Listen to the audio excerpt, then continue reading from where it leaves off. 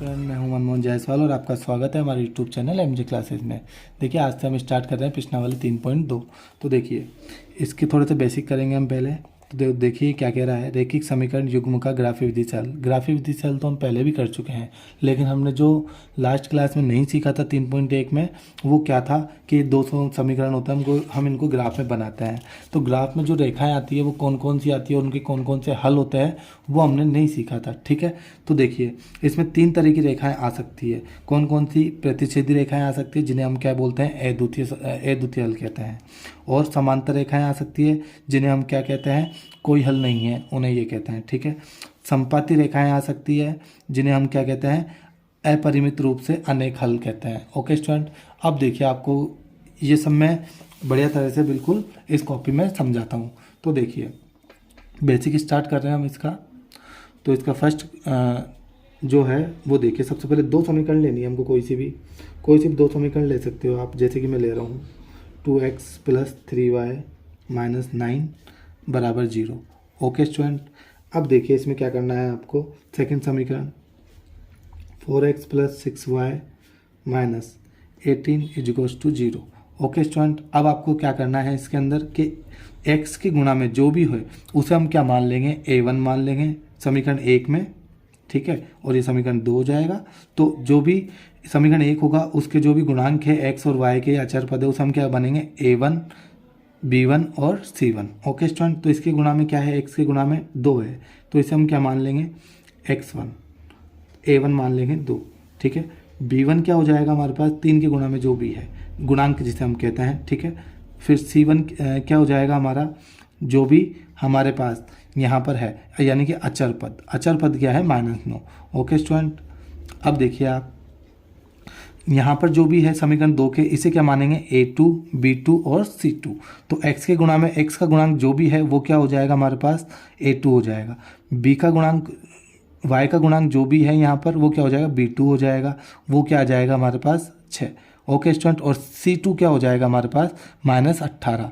Okay student, ये a1 b1 c1 और c2 a2 b2 और c2 आ गए हमारे पास। ओके स्टूडेंट, अब देखिए आप आगे क्या करना है, आपको कैसे करना है वो अब मैं आपको बताता हूँ।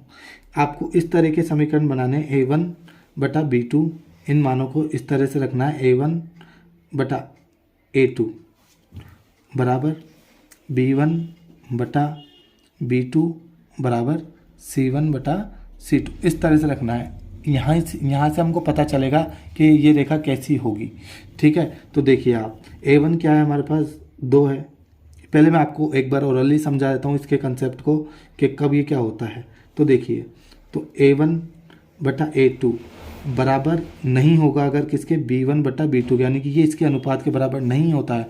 तो जो ग्राफ में जो रेखाएं आएगी वो हमारी कैसी होगी, वो रेखाएं हमारी होगी प्रतिच्छेदी रेखाएं।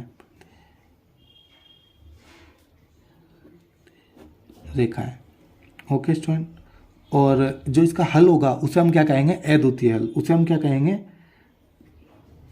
अद्वितीय हल। ओके स्टूडेंट, ये रेखाएं होगी हमारी और ये हमारा हल कहलाएगा। ओके स्टूडेंट, अब देखिए सेकंड कंडीशन देखिए, सेकंड कंडीशन में क्या होगा, a1 बटा a2 बराबर होगा b1 बटा b2 के, लेकिन बराबर नहीं होगा c1 बटा c2 के। ओके स्टूडेंट, तो इसे हम क्या कहेंगे, समांतर रेखाएं। जो हमारा जो ग्राफ आएगा उसमें रेखाएं कैसी आएगी, समांतर रेखाएं आएगी बिल्कुल। ओके स्टूडेंट, ये हमारी बिल्कुल समांतर रेखाएं आएगी। और ग्राफ जो होगा वो कैसा होगा, जिसका कोई हल नहीं होगा, कोई हल नहीं होगा। ओके स्टूडेंट, अब देखिए आप तीसरी जो कंडीशन होगी वो क्या होगी, a1 बटा a2 b1 बटा b2 बराबर है c1 बटा c2 के। इसमें तीनों बराबर आएगी। जब तीनों बराबर आती है तो रेखा कैसी आएगी, समपाती। कैसी आएगी, समपाती रेखा आएगी आपकी। ओके स्टूडेंट, और जो ग्राफ रेखाएं आएगी आपकी, और जो ग्राफ का हल होगा वो कैसा होगा, अनंत हल होगा। उसे हम क्या कहेंगे, अनंत हल। बहुत सारे हल होंगे जिसके, ठीक है, अनंत हल। अगर हम इसे रेखाओं से समझाएं तो कैसे समझाएंगे, प्रतिच्छेदी रेखा यानी एक दूसरे को काटने वाली रेखाएं। ये इसको कितनी बार काटती है, सिर्फ एक बार, है ना। इसके जैसा और इन रेखाओं के अंदर कोई हल नहीं हो सकता है। ओके स्टूडेंट, तो देखिए अब ये कौन सी रेखा है, समांतर रेखा है, तो ये कैसी आएगी, बिल्कुल इस तरह से, ये एक दूसरे को कभी भी नहीं काटेगी। क्लियर है, ये समांतर रेखाएं होती है आपकी। Okay student. और उसके बाद संपाती रेखा है। संपाती रेखा में का क्या अर्थ है कि एक ये रेखा है तो इसके ऊपर ही आपकी क्या आएगी, दूसरी रेखा भी इसके ऊपर ही आएगी। अब देखिए इसमें तो एक भी बार कोई बिंदु कट ही नहीं रही है, ये रेखा है, तो इसका कोई हल नहीं होगा इसलिए। ठीक है, ये क्या है, यहाँ पर भी कट रही है, यहाँ पर भी कट रही है, यहाँ पर भी कट रही है, अनंत जगह पर ये रेखाएं कट रही है, इसके लिए इसका हल कैसा हो जाएगा, अनंत हल हो जाएगा। अब जो हमने एग्जाम्पल लिया था हम उसमें देखेंगे कि वो एग्जाम्पल कैसा सॉल्व होगा ग्राफ के अंदर, वो हम बिना ग्राफ बनाए आपको बता सकते हैं। तो देखिए क्या होगा, जैसे कि हमको क्या देखना था, A1 बटा A2, B1 बटा B2 और C1 बटा C2। अब इसके थ्रू हमने 3 कंडीशन बनाई थी इससे, और वो 3 कंडीशन कैसी कैसी हो सकती है वो आपको देखनी है। Okay student. तो देखिए हमारे इसमें कैसी कंडीशन बनेगी, A1 क्या था हमारा 2, A1 क्या था हमारा 2, और A2 क्या था हमारा 4। Okay student. और B1 क्या था 3, और B2 क्या था 6, और C1 क्या था -9, और C2 क्या था हमारा -18। तो अब देखिए, अब आप इनको काटोगे तो क्या आएगा, 2 एकम 2, 2 दूना 4, 1/2 आ जाएगा, और 3 एकम 3, 3 दूना 6, तो यहाँ भी 1/2 आ जाएगा। यहाँ पर माइनस से माइनस कट जाता है, तो 9 एकम 9, 9 दूना 18, यहाँ भी 1/2 आ जाएगा। तो ये कैसा है, ये तीनों बराबर है, और ये तीनों बराबर होते हैं तो ये कैसी कंडीशन है, हमने क्या बताया था आपको कि ये तीनों कैसी रेखा बनेगी हमारे पास ग्राफ के अंदर, संपाती रेखा आएगी। Okay student. तो ये संपाती रेखा आ जाएगी, संपाती रेखाएं आएगी आपके पास, और ये हल कैसा होगा, अनंत हल। ओके स्टूडेंट, ये हमारे एग्जाम्पल का हल हो गया। अब हम डायरेक्ट प्रश्नावली 3.2 पर आते हैं, इसका पहला सवाल करते हैं। तो देखिए आप, देखिए प्रश्नावली 3.2, इसका पहला सवाल देखिए, निम्न समस्याओं में रैखिक समीकरण के युग्म बनाइए और इनके ग्राफीय विधि से हल ज्ञात कीजिए। देखिए आपको ग्राफीय विधि से हल करना है इसका, तो कैसे करोगे, कक्षा 10 के 10 विद्यार्थी ने एक गणित की पहेली प्रतियोगिता में भाग लिया। यदि लड़कियों की संख्या लड़कों की संख्या से 4 अधिक हो तो प्रतियोगिता में भाग लिए लड़कों और लड़कियों की संख्या ज्ञात कीजिए। तो देखिए आप फर्स्ट क्वेश्चन देखिए, सॉल्व करते हैं। माना लड़कों की संख्या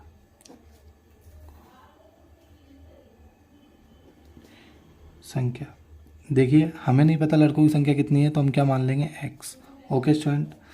माना लड़कियों की संख्या, हमें लड़कियों की संख्या भी नहीं पता, तो हम क्या मान लेंगे, y। Okay student. अब देखिए प्रश्न अनुसार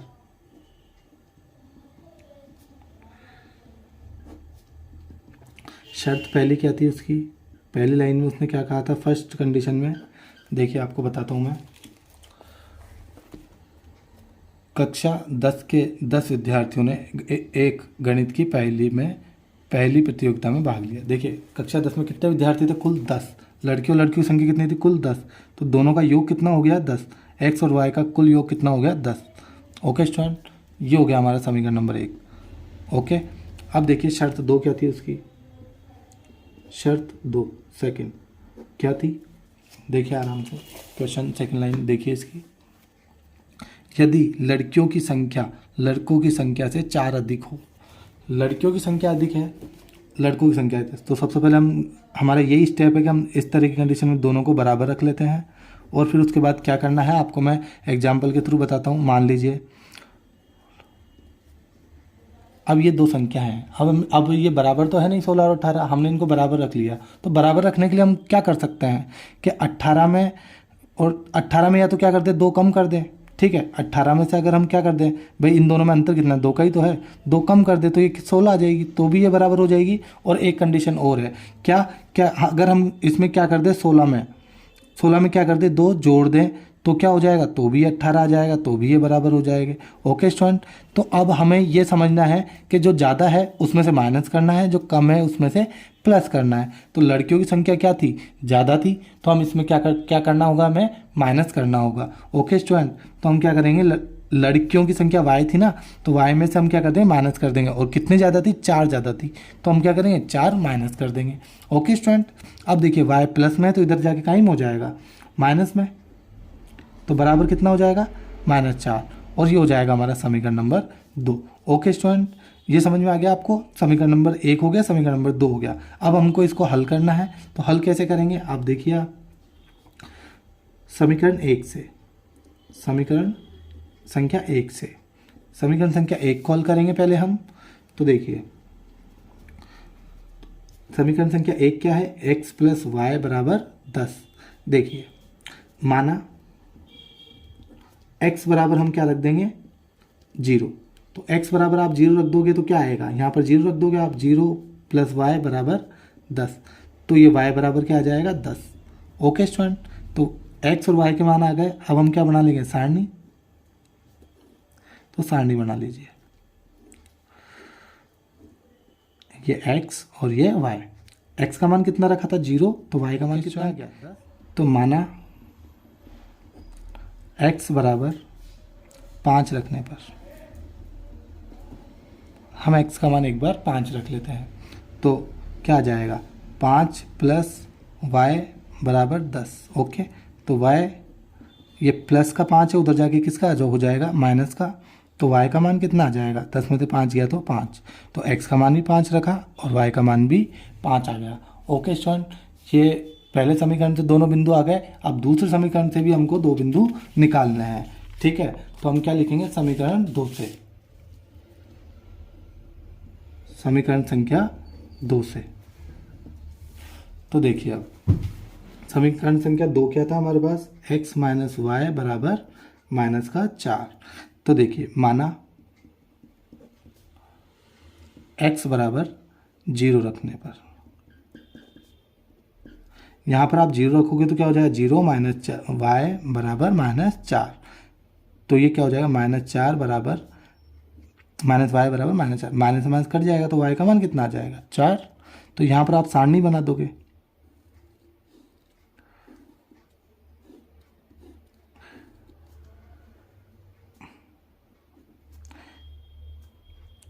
तो ये हमने x का मान 0 रखा तो y का मान कितना आ गया, 4।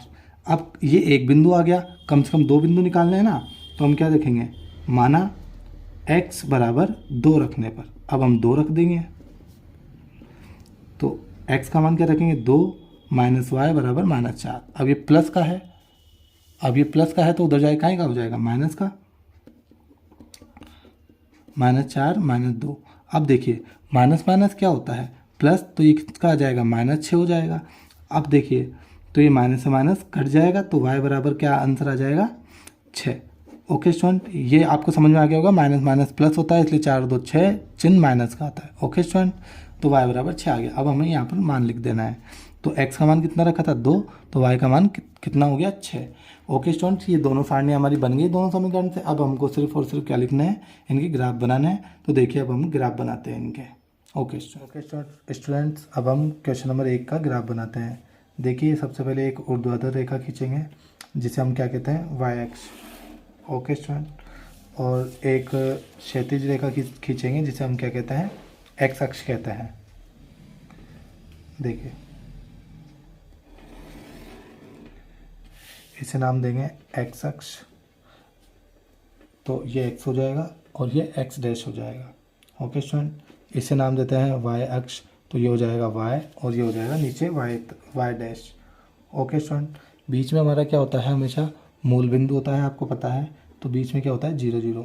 अब देखिए अब हम हमारी दोनों सारणियों को देखेंगे। सबसे पहले यहाँ पर क्या है, 0 और 10 और 5 5 है, और दूसरी वाली सारणी में क्या है, 0 और 4 और 2 और 6। मैक्सिमम बिंदु क्या है, 10। ओके स्टूडेंट, अब 10 है तो आप देखिए कि 10 10 खाने तो दोनों तरफ है नहीं, तो आपको क्या करना पड़ेगा इसके लिए कि यहाँ पर 2 2 का अंतर लेना पड़ेगा। ठीक है, तो बड़ी आसानी से हो जाएगा आपका काम। तो यहाँ पर क्या लिखेंगे, 2 4 6 8 10 और ये 12। ओके स्टूडेंट, इधर की तरफ हमेशा x प्लस में होता है, x अक्ष पर, और इधर होता है माइनस में। तो -2 -4 -6 -8 -10 और -12। ओके स्टूडेंट, वाई हमेशा ऊपर की तरफ प्लस में होता है, तो 2, 4, 6, 8, 10 और 12। ओके स्टूडेंट, अब देखिए नीचे की तरफ आप हमेशा माइनस में होता है वाई भी, वाई एक्स नीचे की तरफ, तो -2, -6, सॉरी -4, -6, -8, -10 और -12। ओके स्टूडेंट, अब हमें क्या बनाना है, अब हमें जो हमारी सारणी है उसके अकॉर्डिंग पॉइंट है वो बनाने हैं हमने। जैसे कि हमने इसका नाम दिया था m और इसका नाम दिया था n, इसका नाम दिया था हमने p और इसका नाम दिया था हमने q। ओके स्टूडेंट, अब देखिए आपको एक एक बिंदु लेना है। तो इसको देखिए, इसका जो निर्देशांक है इसके क्या है 0 और 10 है। तो आपको x पर कितना है 0, तो x पर 0 कहाँ है ये रहा, और y पर कितना है 10 है, तो y पर 10 कहाँ है ऊपर की तरफ ये रहा। तो ये फर्स्ट पॉइंट आ जाएगा हमारा। ओके स्टूडेंट, और इसका नाम क्या देना है हमको m। क्लियर है स्टूडेंट। अब देखिए सेकंड n है, तो x पर कितना है 5 है, y पर भी कितना है 5 है, तो x पर कितना है पहले ये देखिए 5, तो x पर 5 देखेंगे हम, वो कहाँ पर आएगा 4 और 6 के बीच में जस्ट 5 आ जाएगा। ओके स्टूडेंट, ये 5 आ गया हमारा। अब y पर कितना है, y पर भी 5 है, तो y पर 5 कहाँ पर आएगा 4 और 6 के बीच में आएगा, यहाँ भी ये आ गया। तो अब देखिए यहाँ पे इसको ऊपर लेके जाएंगे हम, कहाँ तक जाएगा 5 के लिए, पहले इधर लेके आइए, तो ये यहाँ पर आ गया देखिए, और ये यहाँ पर आ गया। क्लियर है, तो ये हमारा पॉइंट आ गया। क्लियर है, ये सेकंड पॉइंट आ गया हमारा, जिसे हमने क्या नाम दिया था n। y पर भी 5 है और x पर भी 5 है, और अब हमें क्या करना है इन दोनों को मिला देना है। ओके स्टूडेंट, और अब हमारा ये पहले समीकरण से रेखा बनी है, तो पहला समीकरण लिख देंगे हम। पहला समीकरण क्या था हमारा, यहाँ पर पहला समीकरण था हमारा x + y = 10। ओके स्टूडेंट, अब देखिए दूसरे जो समीकरण था उससे जो सारणी है उसके बिंदु बनाने हैं हमको, जिसका हमने नाम दिया हुआ है p और q। तो देखिए x कितना है 0 और y कितना है 4, तो x 0 है यहाँ पर, और y कितना है 4 है, तो y कहाँ है 4, ये रहा। तो ये फर्स्ट बिंदु आ गया हमारा, इसका पॉइंट का नाम क्या है p। ओके स्टूडेंट, p लिख देंगे। सेकंड देखिए, सेकंड क्या है 2 और 6, क्या है 2 और 6, तो x पर 2 खाएँ ये रहा, और y पर 6 खाएँ, ऊपर जाना पड़ेगा आपको यहाँ पर। क्लियर है स्टूडेंट। अब इन दोनों को आपको क्या करना है मिलाना है। क्या करना है स्टूडेंट्स, मिला दीजिए इनको, बहुत ही शार्पली मिलाइए ताकि आपसे कोई भी गलती ना हो। ओके स्टूडेंट, ये लीजिए, ये हमने इनको मिला दिया है। अब सेकंड समीकरण क्या था हमारे पास, x - y = -4। ओके स्टूडेंट, ये समीकरण हमने लिख दिया है। अब देखिए ये कहाँ पर कट रही है, जहाँ पर ये कट रही है प्रतिच्छेद हो रही है, वही हमारा आंसर होगा, जिसको हम नाम दे देंगे z। ठीक है, अब हमको इसके निर्देशांक लिखने हैं जेड के, वही हमारा आंसर होता है। क्योंकि तो ये कहाँ पर है देखिए, अगर आप एक्स अक्ष पर देखोगे इसको, तो ये यहाँ पर आ रहा है। ठीक है, तो यहाँ पर कितना है 2 और 4 के बीच में, इसका मतलब 0, 1, 2, 3, 4, तो ये 3 है। क्या है 2 और 4 के बीच में 3 आएगा, तो एक्स के निर्देशांक क्या हो गए 3, और वाई के निर्देशांक देखिए 6 और 8 के बीच में, तो कितना हो गया 7। आपको पता है कि जो भी निर्देशांक होते हैं पहला क्या होता है x और दूसरा क्या होता है y, हमेशा नहीं पता है तो अब याद कर लीजिए स्टूडेंट। जो भी निर्देशांक होगी किसी बिंदु के, पहला निर्देशांक x होगा हमेशा, दूसरा निर्देशांक y होगा। और आपको पता था कि x हमने किसको माना था, लड़कों की संख्या को, तो हम क्या लिखेंगे, लड़कों की संख्या बराबर कितनी हो गई है हमारे पास 3, x बराबर 3 है क्योंकि y बराबर 7 है, और लड़कियों की संख्या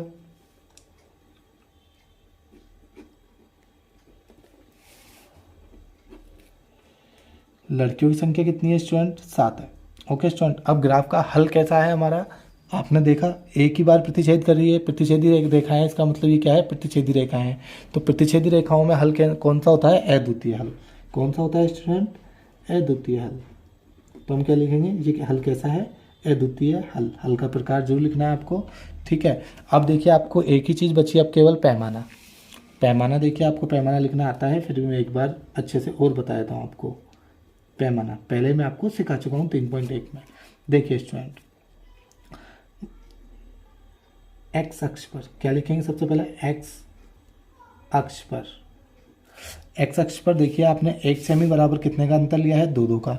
ठीक है, और एक्स क्या था हमारा, लड़कों की संख्या। तो 1 सेमी बराबर एक्स अक्ष पर क्या लिया है, 2 का अंतर लिया है, तो 1 सेमी बराबर कितना लिया है 2, और ये क्या थी लड़कों की संख्या, लड़के भी लिख सकते हैं हम यहाँ पर। ठीक है, 2 लड़के। और वाई अक्ष पर देखिए आप, वाई अक्ष पर 1 सेमी लिया है ना भाई हमने, तो एक सेमी बराबर कितना लिया है हमने, 2 लड़कियां। कितने लिए है, 2 लड़कियां, क्योंकि वाई को हमने क्या माना था, एक्स को तो हमने लड़के माना था, वाई को क्या माना था, लड़कियां। ठीक है, तो कितनी हो गई, 1 सेमी बराबर 2 लड़कियां। ओके स्टूडेंट, ये ग्राफ हमारा कंप्लीट हो गया है। ये फर्स्ट क्वेश्चन बिल्कुल पूरा कंप्लीट है। नेक्स्ट क्वेश्चन देखिए। ओके स्टूडेंट, क्वेश्चन नंबर 2 देखिए। 5 पेंसिल तथा 7 कलमों का मूल्य 50 रुपये है, जबकि 7 पेंसिल तथा 5 कलमों का मूल्य कुल मूल्य 46 रुपये है।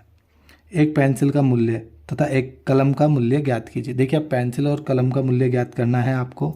ओके स्टूडेंट, तो देखिए ग्राफिक विधि से करना है। और आपको तो कैसे करोगे, हमें पेंसिल और कलम का मूल्य नहीं पता है, तो हम उसे क्या मान लेंगे, एक्स। उसे हम क्या मान लेंगे, एक्स। माना एक पेंसिल का मूल्य कितना हो जाएगा, एक्स रुपये, और माना एक कलम का मूल्य, वो भी नहीं पता हमें कलम का मूल्य कितना है, तो हम उसे क्या मान लेंगे, वाई रुपये। ओके स्टूडेंट, अब देखिए प्रश्नानुसार शर्त 1। पहली शर्त क्या थी कि 5 पेंसिल तथा 7 कलमों का मूल्य 50 रुपये है। तो 5 पेंसिल है तो 5 को इससे गुणा कर देंगे, 5x प्लस कलम कितनी थी, 7 थी, तो उसको y से गुणा कर देंगे, 7y बराबर कितने रुपए की थी टोटल, 50 रुपये की। ये समीकरण 1 हो गया। ओके स्टूडेंट, अब देखिए शर्त 2, कंडीशन सेकंड, कि उसमें क्या कह रहा है वो, कि हमारी जो पेंसिल है वो है 7, तो 7x प्लस, और कलम है वो है 5, तो वो क्या हो जाएगी 5y, और टोटल ये कितने रुपए की है, 46 रुपये की है। ओके स्टूडेंट, तो ये स्टूडेंट दोनों समीकरण आ चुके हैं। अब हमें सिर्फ और सिर्फ इनको सॉल्व करना है। तो देखिए कैसे करेंगे। समीकरण संख्या 1 से क्या थी हमारे पास, समीकरण संख्या 1, 5x प्लस 7y बराबर 50। ओके स्टूडेंट, अब देखिए हमें इसमें क्या रखना है, x का मान रखना है। माना x बराबर या y बराबर, हम दोनों में से किसी एक पे रख देंगे, तो हम पहले y बराबर रख देते हैं। y बराबर 0 रखने पर, y बराबर 0 रखने पर आसानी से सॉल्व हो रहा है, क्योंकि ये तो y बराबर 0 रख देंगे हम, बराबर 50। ये 0 से 7 गुणा होकर 0 हो जाएगा, और ये गुणा में है तो ये किस में जाएगा, x। 5 गुणा में है x के साथ, तो किस में जाएगा, भाग में चला जाएगा। 5 ढाई 50, 10 आ जाएगा। तो ये हमारी सारणी बना लेंगे हम।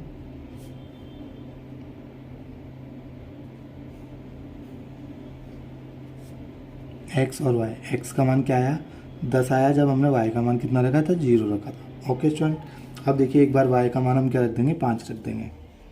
माना y बराबर 5 रखने पर, कुछ भी रख सकते हो, या आपका मन है x पर भी रख सकते हो, y पर भी रख सकते हो। बस कोशिश ये करनी है कि पॉइंटों में ना आए, पॉइंटों में आने से ग्राफ थोड़ा सा ख़राब हो सकता है। ओके स्टूडेंट, तो देखिए y का मान 5 रखना है यहाँ पर आपको, तो 5x प्लस 7, y की जगह पर 5 बराबर 50। 5x ये कितना हो जाएगा, 7 पंजा 35 बराबर 50। ये प्लस में हो, उधर जाके माइनस का हो जाएगा, 50 माइनस 35। ये गुणा में है 5, तो किस में चला जाएगा, भाग में। 50 में से 35 घटाओगे तो 15 आ जाएगा, और ये गुणा में है तो ये भाग में आ जाएगा। 5 तिया 15। तो x का मान कितना आ गया, 3, जब y का मान हमने कितना रखा है, 5 रखा था। ओके स्टूडेंट, ये पहले समीकरण से दो सारणी बन चुकी है। समीकरण संख्या 2 से अब हमको सारणी बनानी है। तो देखिए समीकरण संख्या 2 से,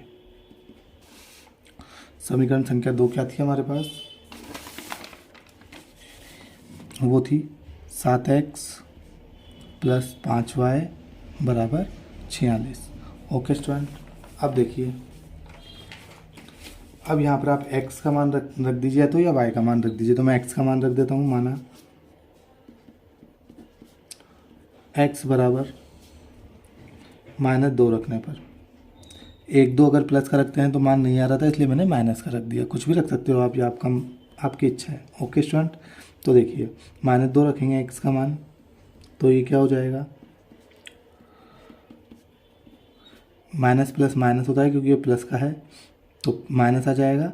7 दूना 14, ब्रैकेट का मतलब गुना होता है, आपको पता है, मैंने बता दिया है कई बार। ठीक है, तो 7 दूना 14 हो जाएगा, प्लस 5y बराबर 46।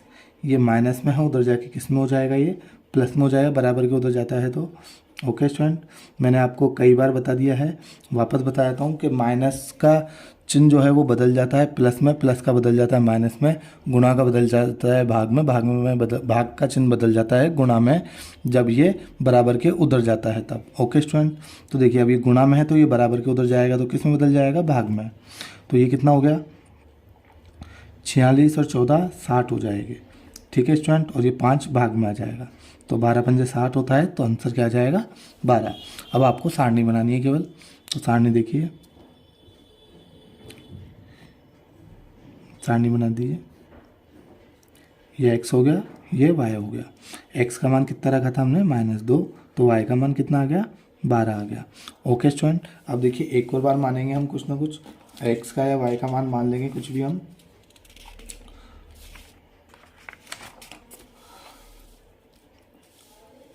माना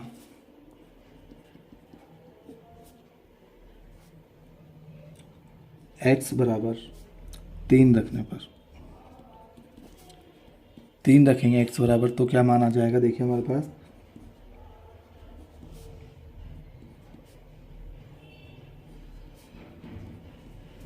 7 से 21 हो जाएगा, प्लस 5y बराबर 46।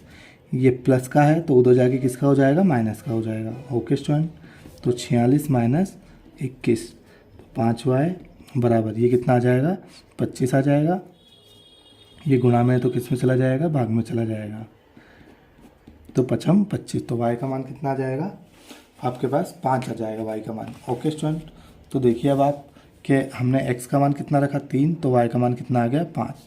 ये दोनों सारणी हमारे पास आ गई है। अब हमको सिर्फ और सिर्फ ग्राफ बनाने हैं। ओके स्टूडेंट, और इन पॉइंटों को आप नाम भी दे दीजिए, जैसे कि मैंने इसे नाम दे दिया P और Q। 2 पॉइंट आ गए हमारे पास पहले समीकरण से, और दूसरे समीकरण से 2 पॉइंट आ गए, तो इसे हम नाम दे देंगे M और N।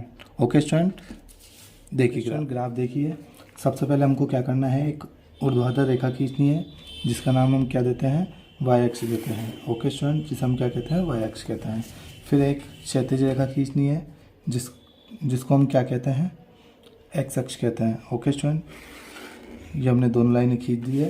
बीच में क्या होता है, इनके मूल बिंदु होता है जिसे हम 0 0 से लिखते हैं। ठीक है, और यहाँ पर ये एक्स अक्ष है तो ये एक्स डैश हो जाएगी, एक्स डैश। ओके, और ये वाई अक्ष है तो ये वाई डैश हो जाएगा नीचे। ओके स्टूडेंट, अब देखिए आपको क्या करना है, हमारे पास जो सारणी है उसको देखिए अच्छी तरह से। मैक्सिमम संख्या क्या है इसमें कितनी है, 10 है, इसमें कितनी है, 12 है। तो मैक्सिमम संख्या कितनी है, 12 है, तो 12 तक ही हमको लेना है ना, कोशिश की। लेकिन आप ये देखोगे कि इधर 12 डिब्बे तो है नहीं चारों तरफ, तो आप क्या करोगे, 2 2 का डिफरेंस ले लोगे। इनमें कितने का डिफरेंस ले लोगे, 2 2 का डिफरेंस ले लोगे। ओके स्टूडेंट, तो देखिए 2 2 का डिफरेंस ले लेता हूँ मैं इनके अंदर, तो 2 4 6 8 10 और 12। ओके स्टूडेंट, इधर देखिए माइनस का हो जाएगा, एक्स हमेशा इधर की तरफ प्लस में होता है, इधर की तरफ माइनस में होता है। तो माइनस का 2, माइनस का 4, माइनस का 6, माइनस का 8, माइनस का 10 और माइनस का 12। ओके स्टूडेंट, अब देखिए वाई हमेशा ऊपर प्लस का होता है, तो 2 4 6 8 10 और 12, और वाई हमेशा नीचे माइनस का होता है, तो -2, -4, -6, -8, -10 और -12। ओके स्टूडेंट, अब देखिए आपको ये बिंदु लगाने हैं। ठीक है, तो कैसे बनाओगे बिंदुओं को, x पर कितना है 10, y पर कितना है 0। तो x पर कितना है स्टूडेंट, देखिए ये रहा 10, वाई पर 0 यही होता है, ऊपर नीचे जाने की ज़रूरत नहीं है आपको। तो यही हमारा पहला पॉइंट आ जाएगा, जिसका नाम क्या था, पी नाम दिया था हमने जिसको। ओके स्टूडेंट, इसको हमने पी नाम दिया था। तो ये पहला बिंदु पॉइंट आ गया हमारा, फर्स्ट पॉइंट आ गया, पहला बिंदु आ गया। ओके, सेकंड देखिए, x पर 3 है, y पर 5 है। तो x पर 3 कहाँ पर आएगा, 2 और 4 के बीच में, बिल्कुल ठीक है। तो ये 3 आ जाएगा x पर, और y पर 5 कहाँ पर आएगा, 4 और 6 के बीच में 5 आ जाएगा, बिल्कुल ठीक। तो ये बिंदु यहाँ पर आ जाएगा, 3 और 5। ओके स्टूडेंट, ये हमारा सेकेंड पॉइंट आ गया, इसका नाम हमने क्या दिया था, Q। क्लियर है। इन दोनों को आप ज्वाइन कर दीजिए, यानी कि मिला दीजिए।